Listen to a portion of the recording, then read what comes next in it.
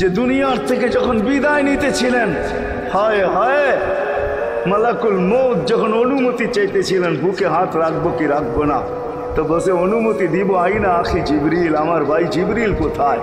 তো বলছে দেখা আসছি ফিস সামাইল উলা, প্রথম আকাশে। একটু পরে উনি সালাম দিয়া ঢুকছেন, ওনার চোখে পানি ছিল। তো বলছে আপনি কাঁদেন কেন? বলে আজকেই এলপিআরে চলে যাবে, আর কোনোদিন ওহির বাহক হয়ে জমিনে আসবো না। আপনার পরে কোনো নবী নাই, কোনো রসুল নাই, আমারও ওহির কাজ শেষ। ওহির সুবাদে কখনো কখনো নৈকট্যময় জায়গায় চলে যেতাম, আজ থেকে আর যাওয়া হবে না। আমার চোখে পানি। দীর্ঘ ১.৫ লক্ষ নবী, ৩১৩ জন রসুলের কাছে আমি নিয়ে আসছি। আজকে শেষ দিন, এই জন্য চোখে পানি। তো উনি উল্টা প্রশ্ন করছেন, আপনার চোখে পানি কেন? জিবরিল মালাকুল মউত দাঁড়ায় আছে, অনুমতি চাইতেছে বুকে হাত দেওয়ার জন্য। এখনো এক প্রশ্ন বাকি। বলছে সেটা কি? বলে ফামান লিবাদিল উম্মতি। অথচ ৯ ঘরে চুলা জ্বালানোর মতো তেল ছিল না। খাওয়া তো দূরের কথা, বাতি জ্বালানোর তেল ছিল না। আম্মা জান আয়েশা রাদিয়াল্লাহু তাআলা আনহা বলেন, যদি তেল থাকতো তো খিদার তাড়না এতটুক ছিল, আগে তেল পান করে নিতাম। হাদিস উঠায় দেখে লেখা আছে, ৯ ঘর ছিল, ৯ ঘর।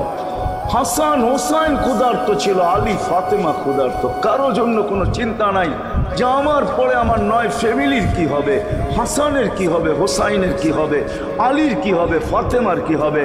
যেই সময় চাইতেছেন ওই সময় বলতেছে জিবরিল আমার পরে উম্মতকে কে দেখা রাখবে? লানত আমাদের জিন্দগির উপর, লানত আমাদের জিন্দগির উপরে।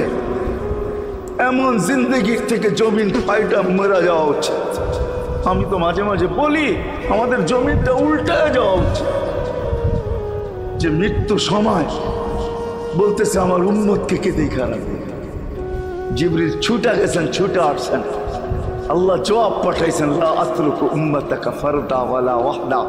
বন্ধু চলে আসেন, আপনার উম্মতকে আমি দেখা রাখবো, আমি দেখা রাখবো। হায় হায়, সবাইকে সালাম দিছেন একবার বা দুইবার, সবার দুরুদ পড়ছেন তো আল্লাহ একবার বা দুইবার, সালাম পড়ছেন কোন নবী রসুলের উপরে একবার কি দুইবার। আর বন্ধুর সালাম প্রতি জুমা ইমাম আছে, খতিব আছে, ইমামরা একটা আয়াত পড়ে কোরআনের, ইন্নাল্লাহা ওয়া মালাইকাতাহু ইউসাল্লুনা আলান নবী ইয়া আইয়ুহাল্লাযীনা আমানু সাল্লু আলাইহি ওয়া সাল্লিমু তাসলিমা। এই আয়াত আমাকে অনেক কিছু বোঝায়। ইমাম ওলামারা, আলেম ওলামারা বলবে এই আয়াতে আমাদেরকে দুরুদ পড়ার হুকুম দিছেন, আমিও বলবো দুরুদ পড়ার হুকুম দিছেন। কিন্তু আমার প্রশ্ন আছে এখানে, আমার প্রশ্ন, আল্লাহ আমাদেরকে পড়তে বলতেছেন, ঠিক আছে, আমরা কয়দিনই থাকবো আর কয়দিনই পড়বো? একদিন তো আমরা মারা যাব, তো আপনার বন্ধুর উপরে দুরুদ কে পড়বে? আল্লাহ বলে বেওকুফ, দেখোস না ফেরেশতাদের নাম নিছি, ফেরেশতারা পড়বে। আমি যদি আল্লাহকে উল্টা প্রশ্ন করি, একদিন তো ফেরেশতাও থাকবে না, মালাকুল মউত মারা যাবে। আপনি আরশের নিচে লিখেই রাখছেন, ইন্নী কাতাবতুল মাউতা আলা মান তাহতা আরশি আল্লাযী হাইলা ইয়ামুত ফাহুয়া ফাওকা আরশি। আমার আরশের উপরে যে সে চিরঞ্জীব, যে নিচে আছে তাকে মৃত্যুর স্বাদ পান করতে হবে। একদিন তো ফেরেশতা মরে যাবে, আমাদের নবীজির উপরে দুরূদ কে পড়বে?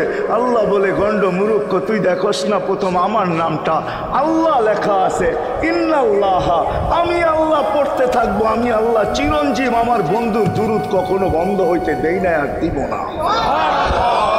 হায় হায় হায়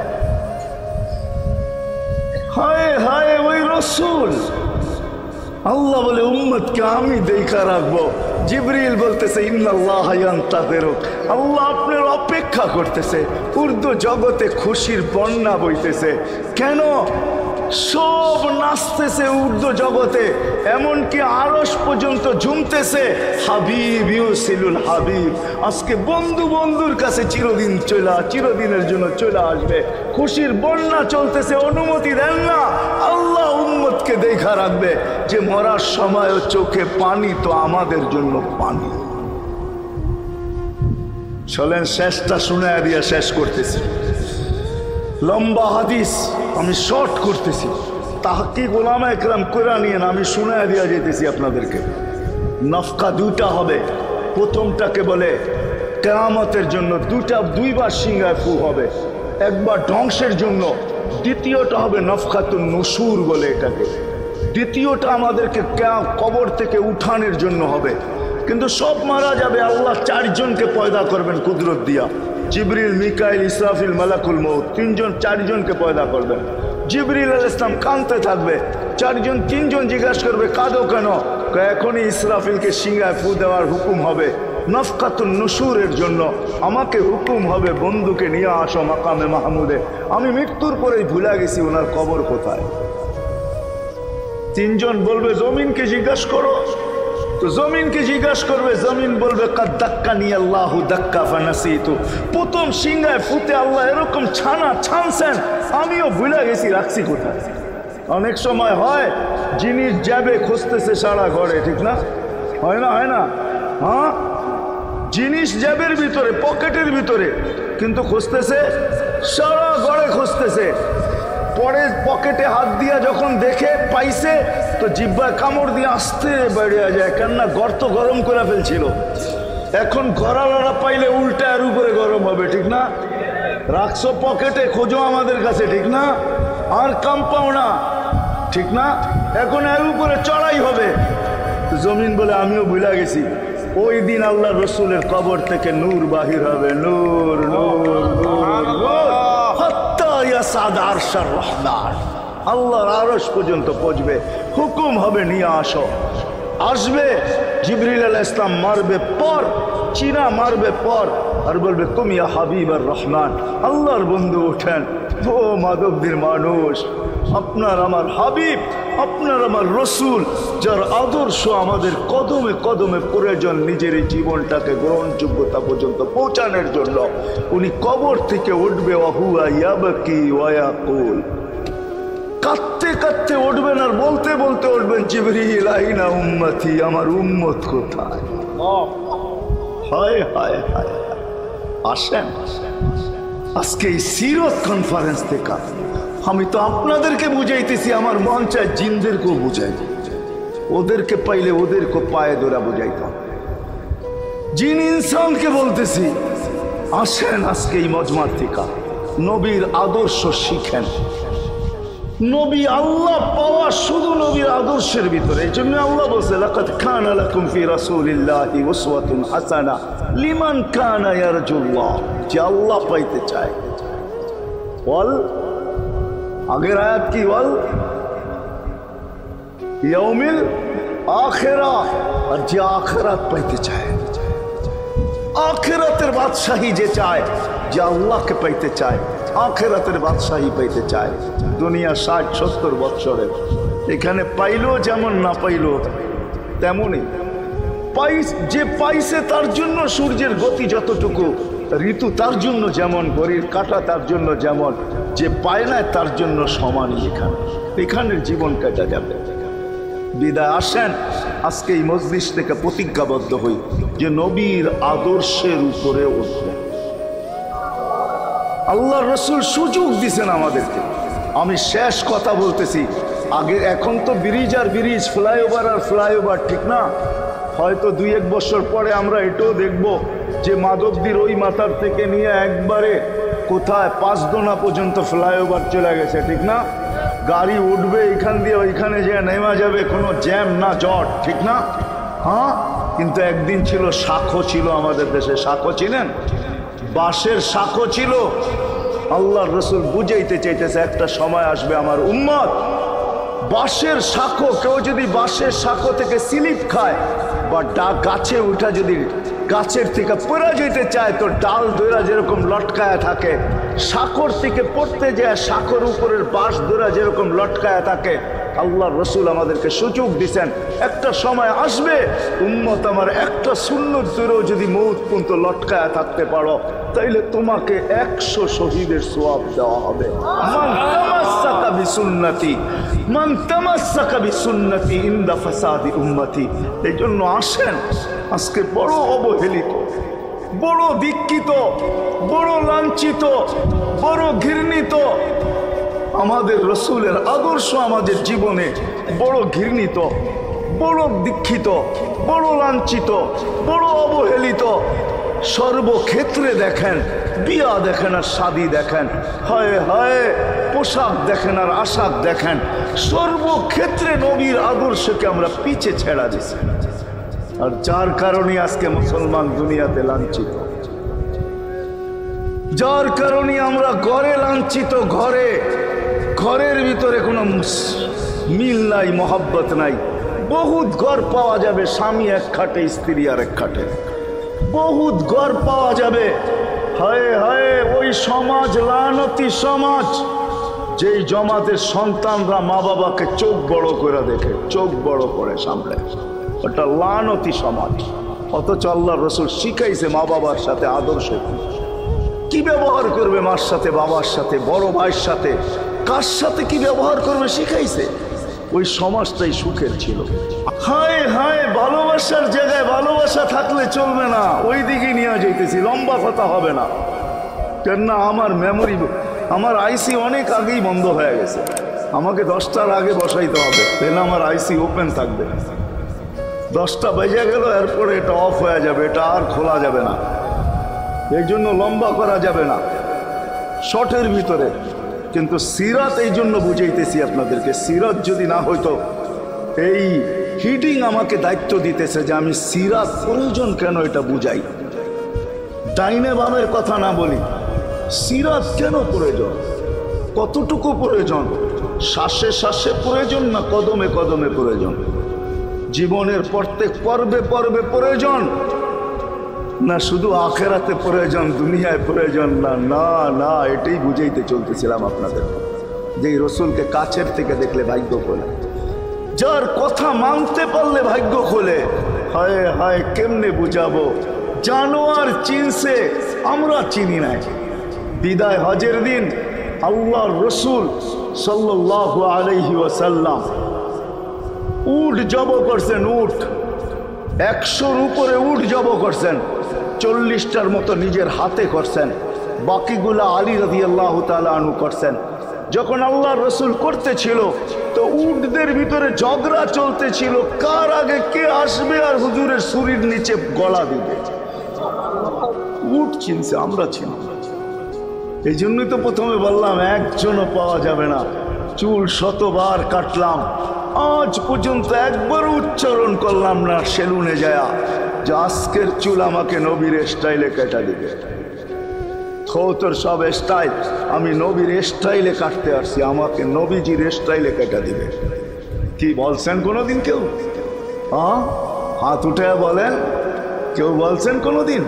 না না না না না, আপনি ভালোবাসেন বটে, কিন্তু আমার বিশ্বাস যদি একদিনও বলতেন আর একদিনও কাটতেন, তা আল্লাহর রসুলের সিরাত আদর্শ এতটুকু দামি, একদিনের চুল কাটা আপনাকে জান্নাতে নিতে পারত। একদিনের চুল কাটা বিশ্বাস হয় না?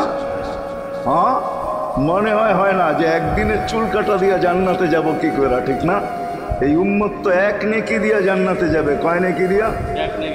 একটা নেকি দিয়া জান্নাতে যাবে এই উম্মত। অন্য উম্মতের কথা জানি না আমি, এই উম্মত এক নেকি দিয়া জান্নাতে যাবে। নবীর একটা আদর্শের কারণে জান্নাতে যাবে। সিরত মানি আদর্শ, আর এটা আমরা কদমে কদমে মুহতাজ। কেননা এই ছোট জীবনটা যদি গ্রহণযোগ্যতা পর্যন্ত পৌঁছাইতে হয় আল্লাহর কাছে, চাই নারী হই, চাই যুবক হই, চাই বৃদ্ধ হই, যেই মানুষই হই না কেন, যেখানেরই হই না কেন, যেই বাসারই হই না কেন, যেই বর্ণেরই হই না কেন, যেই পেশারই হই না কেন, যেই সোসাইটিরই হই না কেন, এই জীবনটাকে যদি গ্রহণযোগ্যতা পর্যন্ত পৌঁছাইতে হয় কার কাছে? দুনিয়াওয়ালাদের কাছে না, মালিকের কাছে, যিনি এক ফোঁটা পানির থেকে অস্তিত্ব দিছেন, যার কাছে আবার আমাদেরকে ফিরা যেতে হবে। পালানোর কোনো সুযোগ নাই। এই জন্যই কোরআন আমাদেরকে বোঝায় আইনাল মাফার। আল্লাহ বলতেছে কোথায় ভাগবে তুমি, বলো কোথায় ভাগবে? কবির কথাই সত্য, যদিও নাকি পালাও তুমি আকাশেতে লাগিয়ে সিঁড়ি লাগাও, যদি আকাশে চলে যাও তো আল্লাহ বলে তোমার বাগার কোনো সুযোগ নাই। কেননা ইল্লা বিসুলতান, ওইখানেও আমার রাজত্ব, এইখানেও আমার রাজত্ব, ডাইনেও আমার রাজত্ব, বামে আগে পিছে উপরে নিচে সর্বত্র আমার রাজত্ব। আমার রাজত্বের বাহিরে যাওয়ার ক্ষমতা তোমাদের নাই। দ্বিতীয় কথা এটো, আইনা আনা মাআকুম আইনা মা কুনতুম, যেখানে যাবে ওইখানে আমি সঙ্গে থাকব, আমাকে দূর করতে পারবে না। যদি করো তাহলে তুমি থাকবে না, তোমার অস্তিত্বই থাকবে না। কেন আমাদের ভিতরে আল্লাহ নাই বটে, কিন্তু আল্লাহর একটা পাওয়ার আছে যেটাকে রূহ বলে। কুলির রূহ মিন আমরি রব্বি, আল্লাহর একটা পাওয়ার, একটা সিফত, সবচেয়ে শক্তিশালী পাওয়ার যেটা, ওটা আমাদের ভিতরে আল্লাহ ঢুকায় রাখছেন, যেটাকে আমরা রূহ বলি। কোরআনের ভাষায় রূহ বলে, বাংলা ভাষায় আত্মা বলে। যেটাকে আমরা আত্মা বলি ওটা আল্লাহর হুকুম ছাড়া কিছু না। আল্লাহ বলে ওটা মনে করে নাও আমি তোমার ভিতরে আছি, কেন এটা আমারই জিনিস। কুলির রূহ মিন আমরি রব্বি, আমাকে পৃথক করলে আর তুমি থাকবে না। তখন তোমার চক্ষু থাকবে আইন লা তানদুর, তোমার চক্ষু থাকবে দেখবে না। উদুন লা তাসমা, কান থাকবে শুনবে না। লিসান লা তানতিক, জবান থাকবে কিন্তু জিহ্বা থাকবে কিন্তু বলবে না। আকলুন লা তুমাইয়িজ, তোমার মগজ থাকবে ভালো মন্দ বুঝবে না। কলব লা তাতাফাক্কার, দিল থাকবে কিন্তু চিন্তা করার ক্ষমতা তোমার থাকবে না।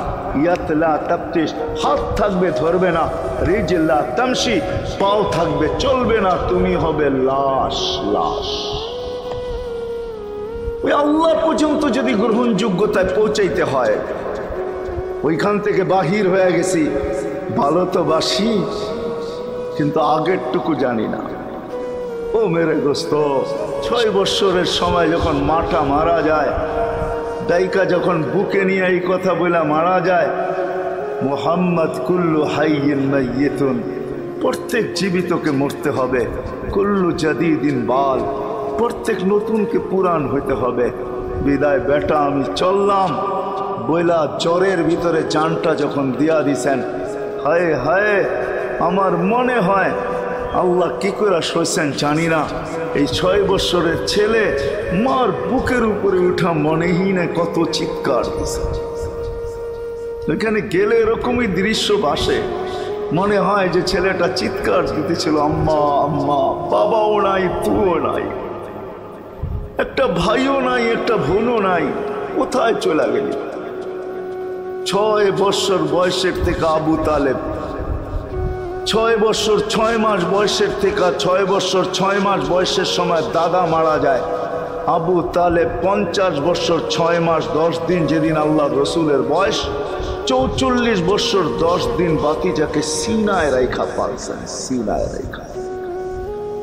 ভালোবাসা এতটুকু দিয়েছেন দুনিয়ার কেউ দিতে পারবে না। আমার বিশ্বাস, আমার মন বলে, রবের পরে যদি কেউ মুহাম্মদুর রাসূলুল্লাহকে ভালোবাসা থাকে, তাহলে আবু তালেব ব্যতীত দ্বিতীয় কোনো ব্যক্তি আমি পাই না। আমার বিবেক বলে, আমার বুদ্ধি বলে, আমার ইতিহাসের পাতা বলে, আবু তালেবের চেয়ে বেশি ভালো কেউ বাসতেন। আপনারা আবু তালেবকে চিনেন না? মক্কায় যার উপরে আঙ্গুল উঠানোর কোনো ব্যক্তি ছিল না। মক্কা ভূখণ্ডে, আরব ভূখণ্ডে, মক্কা তো দূরের কথা, আরব ভূখণ্ডে কেউ যার উপরে আঙ্গুল উঠানোর ক্ষমতা ছিল না। খারাপ দৃষ্টিতে যদি আঙ্গুল উঠাইতো তো পাঞ্জার থেকে সাথে সাথে পৃথক হয়ে যেত। এরকম ব্যক্তিত্বের মালিক। 4টা বৎসর বাতিজার ভালোবাসায় পাতা চাবাইছে, অবরুদ্ধ জীবন কাটাইছে। ওলামাকে জিজ্ঞাসা করে, অবরুদ্ধ জীবন। আবু তালেবকে অবরুদ্ধ করবে মক্কায় কোনো ব্যক্তি? মক্কার মাটি এরকম সন্তান জন্ম দেয় না, প্রশ্নই উঠে না। ইতিহাস আমাকে বলো।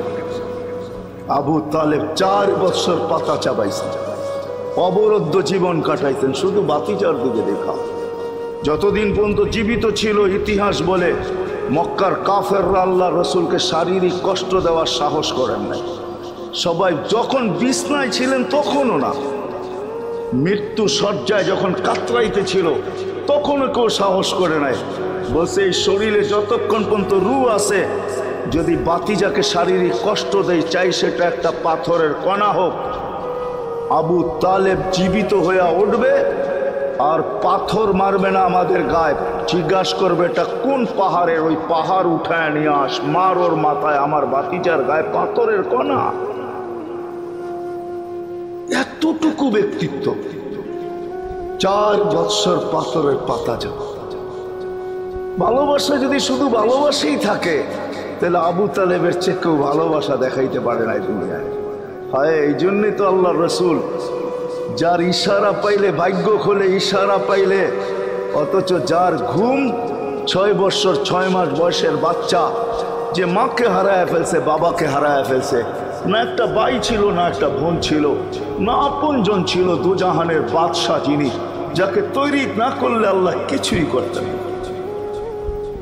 আল্লাহ আদম আলাইহিস সালামকে বলছিলেন লাউলাহু লামা খালাকতুকা ইয়া আদম, আদম ইনি না হইলে তোমার অস্তিত্ব হতো না। তোমার অস্তিত্ব কেন, কিছুই হতো না। কোরআন তো আমাকে বুঝায় ওয়ামা আরসালনাকা ইল্লা রাহমাতাল লিল আলামিন। এই আয়াত আমাকে বুঝায় আল্লাহর রসুলের রহমতের কোষ্ঠী পাথরে মনে হয় আরশও তৈরি হয়েছে, কুরসিও তৈরি হয়েছে, এর ছোঁয়ায় তৈরি হয়েছে।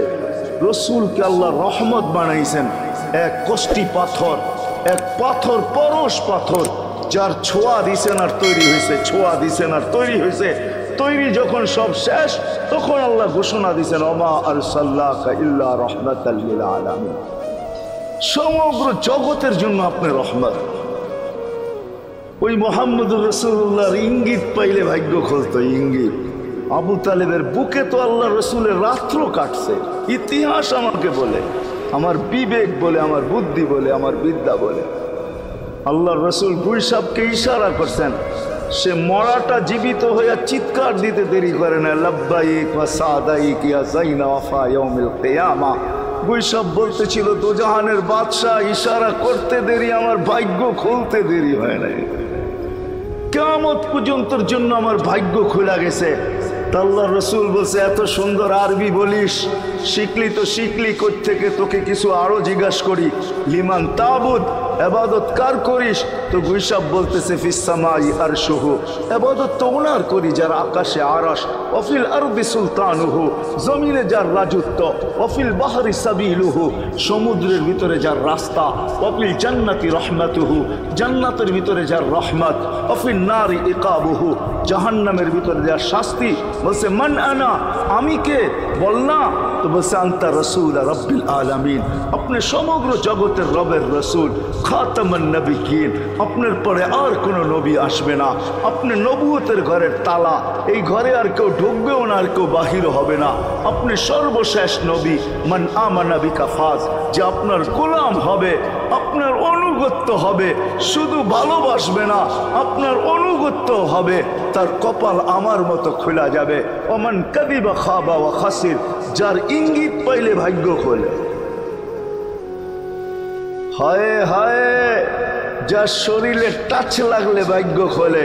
আল্লাহ রসুল জুমার নামাজ পড়াইতেন খেজুর গাছের উপরে পিঠ লাগায়া। ওই সময় মেম্বর ছিল না, কে জানি কোত্থেকে মেম্বরের প্রযুক্তি শিখা আসছে। আইসা বলছে ইয়া রাসূলুল্লাহ মেম্বর বানায়া দেই।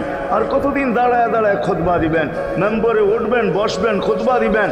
তো মেম্বর যখন বানায়া দিছে আল্লাহ রসুলেরও পছন্দ হয়েছে, দাঁড়ায় দাঁড়ায় আর কতদিন খুতবা দিব।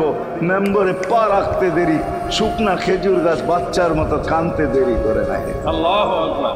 শুধু কাঁদে নাই, সে তো বলতেও ছিল মনে হয় আমার কাছে যে শুধু কাঁদে নাই, বিলাপ করতেছিল সে, কোত্থেকেই ব্যক্তি আসলো, সে কোত্থেকেই মেম্বরের প্রযুক্তি পাইল, আর মেম্বরই বা কোত্থেকে বানাইলো, আমাকে বঞ্চিত করলো তো করলো কেন? আল্লাহর রসুল তার কান্নার আওয়াজে নিচে নেমে আসছেন, হাত বুলাইতেছিলেন, সান্ত্বনা দিতেছিলেন, তোকে ছোঁয়া দিতে থাকবো, পায়ের নিচে রেখা দিব, তোর গায়ে ছোঁয়া দিয়া মেম্বরে উঠবো।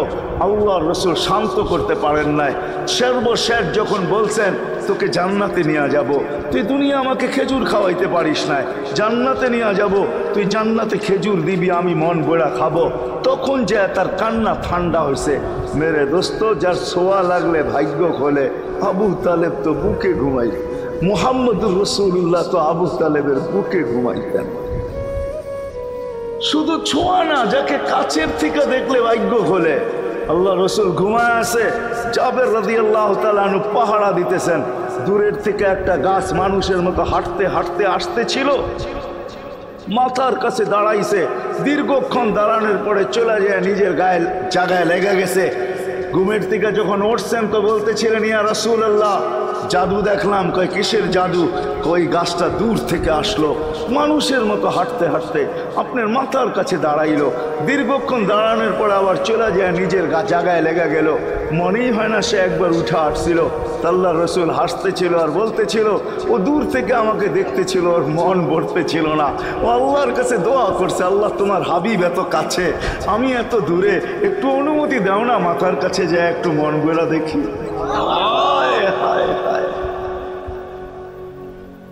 আসেন ফিরা যাই, আল্লাহর রসুলের আদর্শ শিখি। শিখবেন তো? পাক্কা ওয়াদা? বিলকুল। কিন্তু একটা প্রশ্ন হলো, আল্লাহ রসুলের আদর্শ শিখবো তো শিখবো কোত্থেকা? পাবো তো পাবো কোথায়? ঠিক না? প্রশ্ন হয় না? হয় না? উনি তো দুনিয়াতে নাই, কোত্থেকে ওনাকে পাবো, কোত্থেকে শিখবো? আজকে আপনার আমার চতুর্দিকে ওই লোকগুলা বসা আছে যারা আল্লাহর পক্ষ থেকে নির্বাচিত। আওরাসনাল কিতাব আল্লাযীনা ইসতাফাইনা মিন ইবাদিনা। আমি কোরআন দিতেছি, হক্কানি আলেম আর আল্লাহ ওয়ালারা আল্লাহর পক্ষ থেকে নির্বাচিত, যারা নবীর আদর্শকে নিজের পাশে সুরক্ষিত রাখছে, নিজের কাছে একটাকেও হারাইতে দেয় নাই। এমনকি ক্ষুদ্র থেকে ক্ষুদ্রকেও হারাইতে দেয় নাই। এমনকি নবীর একটা জানোয়ারের নাম পর্যন্ত হারাইতে দেয় নাই। হক্কানি আলেমরা আল্লাহ ওয়ালারা সুরক্ষিত রাখছেন আল্লাহর রসুলের আদর্শ। এই জন্য আমি বলবো, নবীকে তো পাওয়া যাবে না, উনি তো দুনিয়ার থেকে চলে গেছেন, এটাই সত্য। কিন্তু উত্তর সুরি রেখা গেছেন। আল্লাহর পক্ষ থেকে নির্বাচিত লোক আছে, রসুলের পক্ষ থেকে নির্বাচিত লোক আছে, যাদের কাছে নবীর আদর্শ আছে। আপনি বেশি শিখতে পারেন না, আমার কোনো আপত্তি নাই। কেননা ছাড় যখন আল্লাহর রসুলই দিছে, আল্লাহর রসুলই যখন আমাদেরকে ছাড় দিছেন, তো আমি ছাড় দিব না কেন? আল্লাহর রসুলই বলছে, এক জমানা আসবে, লাউ আমিলতুম উশরা মা উনসিলা বি লানাজা, তোমরা যদি 10 ভাগের উপরে আমল করতে পারো তাহলে নাম্বার 100 পাইয়া তোমরা পাশ করবে। আল্লাহ 33 দিবে না, আল্লাহ 10-এর বদলায় তোমাদেরকে 100 দিয়ে 100-তে পাশ করাবে। আর সর্বশেষ তো এটাও বলছেন যে আমার একটা সুন্নতকে ধরে রাখো, এক শহীদের সওয়াবই জান্নাত যাওয়ার জন্য যথেষ্ট। জান্নাত যাওয়ার জন্য তো একজন দেওয়া হবে, 99 শহীদের সওয়াব তোমাকে পুরস্কার হিসাবে দেওয়া হবে। কেননা তুমি একটা সুন্নতকে ধরেই লটকায় ছিল। ওলামাদের কাছ থেকে শিখি, ঘরের বাচ্চাদেরকে শিখাই, যুবকদের পায়ে ধরে বলবো শিখো, নবীর আদর্শ ছড়াও। সারাদিন ফেসবুকে কাজ করো, ফেসবুক দেখো, খোদার কসম হোয়াটসঅ্যাপ দেখো, ভাইবার দেখো, ইবু দেখো।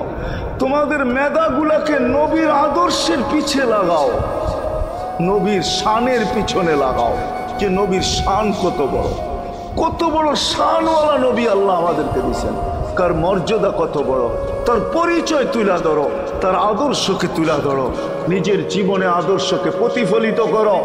ইনশাআল্লাহ ওই দিন দেখবো যেই দিন আবু বকর পেয়ালা ভরা দিবে, ওমর রাদিয়াল্লাহু তাআলা আনহুর হাতে উঠায় দিবে, আবু বকর সিদ্দিক রাদিয়াল্লাহু তাআলা আনহু হাউজে কাউসারের নিচে থাকবেন, পারে থাকবেন, তলদেশে থাকবেন, উনি পেয়ালা ভরা দিবে ওমর রাদিয়াল্লাহু তাআলা আনহুর হাতে, ওমর রাদিয়াল্লাহু তাআলা আনহু উঠায় দিবে আমাদের নবীজির হাতে, আর নবীজি ঠোঁটে লাগায়া বলবে, ইশরাব লা তাজমান বাদাহা আবাদা, পান করার কোনোদিন পিপাসা তোর কাছে আসবে না। ওই দিনের দৃশ্যটা কিরকম? নবীজি ঠোঁটে লাগায়া পান করায় দিবে, যুবককে আলাদাভাবে দিবে, বুড়াকে আলাদাভাবে দিবে, নারীকে আলাদাভাবে, পুরুষকে আলাদাভাবে, আল্লাহ রসুল পান করায় দিবে। ওই দিন কেমন হবে ওই দৃশ্য? যেই পানি পান করার পর আর জীবনে কোনোদিন পিপাসা আসবে না। হ্যাঁ, কেমন হবে ওই দৃশ্য? এই জন্য আসেন আজকে এই সিরত মাহফিল থেকে, সিরতুন নবী থেকে আল্লাহ রসুলের আদর্শকে শিখি। ডেলি একটা শিখলো বৎসরে 365টা হয়, মাসে একটা শিখলো বৎসরে 12টা হয়। 12টা সুন্নতের উপরে জীবন কাটায় দেন। রসুল তো বলতেছে একটার উপরে কাটায় দিল বেড়া পান। শিখবো কাদের কাছ থেকে শিখবো? হ্যাঁ, নেটের থেকে শিখবো? না না না না, নেটের থেকে না, ওলামাদের কাছের থেকে শিখেন, ওলামাদের কাছে যান, বসেন, এদের কাছ থেকে নবীর আদর্শ শিখেন, সুন্নত শিখেন, যেটা মনে চায়, যেটা পছন্দ হয় ওইটা শিখেন। ছুট আছে শিখেন, তারপরও শিখেন। আরে শুধু একটাই শিখেন, হায় হায় আজকে যদি একটাই উম্মত মেনা নিত, এই যুবকরা যদি একটাই মেনা নিত, মা বোনরা যদি একটাই মেনা নিত, শুধু ডাইন, আল্লাহ রসুল ডাইন পছন্দ করতেন। যুবক যদি প্যান্ট পরার সময় ডাইন পাও আগে দিতেন, খোলার সময় ডাইন পাও আগে খুলতেন, শার্ট পরার সময় ডাইন হাত আগে দিত, খোলার সময় ডাইন হাত আগে খুলতো, সর্বক্ষেত্রে যদি ডাইন ব্যবহার করত। মা বোনরাও তো ঘর ঝাড়ু দেওয়ার সময় যদি ডাইন ব্যবহার করত, তাহলে কিতাব আমাকে বুঝায় কিয়ামতের দিন আল্লাহ ডাকবে, আইনা আসহাব আল ইয়ামিন, ডাইন আল্লাহরা কোথায় আসে? আল্লাহ ডাকবে, ডাইনপন্থীরা কোথায় আসো? আমার বন্ধু ডাইন দিক পছন্দ করতো, তোমরাও পছন্দ করতে, তোমার আমার বন্ধুর লোক, আসো আমার কাছে। এই জন্য নবীর আদর্শ আলেম ওলামার কাছ থেকে শিখবো তো পাক্কা। আর সবচেয়ে বড় আদর্শ আল্লাহ রসুলের, যেটা আসতে দেরি, আমাদেরকে মেসেজ দিতে দেরি করেন নাই। আইসাই সেজদায় পড়ছেন, শানের রেসালত হইলে আমি শুনাইতাম, সিরাত এই জন্য শুনাইলাম না। জমিনে আসতে দেরি, সেজদা করতে দেরি করেন না। আমি বলবো সেজদা করেন না, আমাদেরকে মেসেজ দিচ্ছেন, উম্মত সেজদা ছাড়া তোমাদের কোনো পরিচয় আমার কাছে নাই। যাওয়ার সময় চিৎকার দিতেছেন, আসসালা আসসালা ওমা মালাকাত আইমানুকুম, নামাজ নামাজ নামাজ, অধীনস্থদের সাথে ভালো ব্যবহার করবে, দুইটাই চিৎকার ছিল, আর কোনো চিৎকার ছিল না। বিদায় আল্লাহর রসুলের সবচেয়ে বড় আদর্শ নামাজ, সবচেয়ে বড় পরিচয় নামাজ। আজকের থেকে নামাজ ছাড়বো না, পাক্কা ওয়াদা, বিলকুল পাক্কা ওয়াদা। কিন্তু না নিয়ত হলে হাত নামাইবেন না, ওয়াদা করতে হবে, পাক্কা। আল্লাহ কবুল করুক, আমিন। কালকে সকাল থেকে নামাজ আর ছাড়বো না ইনশাআল্লাহ, নামাজ আর ছাড়বো না। নামাজ শুধু নামাজ না, অনেক কিছু রাখা। আল্লাহ আমাদেরকে আমল করার তৌফিক দান করেন। আমিন। ওয়া মা আলাইনা ইল্লাল বালাগ।